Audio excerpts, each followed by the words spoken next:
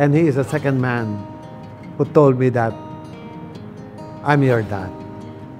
Dumating yung puntos na tapos na ang pagka-presidente niya, nag-meeting ang buong pamilya, one occasion, and he announced, sabi niya, okay, to everybody, I have something to announce.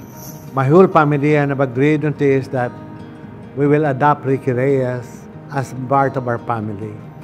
Sabi niya, he is the only person who came into our life who never asked for favor, who never asked for single money.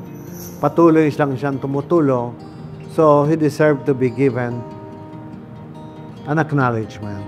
And he wanted to adopt me, magiging Ricky Reyes Ramos na daw ako. And I told him, sa 7 taong pinagsamahan natin, lahat binigay mo na sa akin, lahat ng position in-offer mo sa akin, pero wala akong tinanggap kahit isa.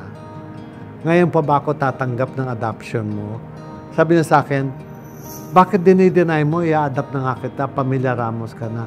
Wala nang saysay. Kasi, 4 na babae na yung anak mo. Another girl ako, panlima pa ako. Wala nang saysay, hindi nakakalat yung pangalan Ramos.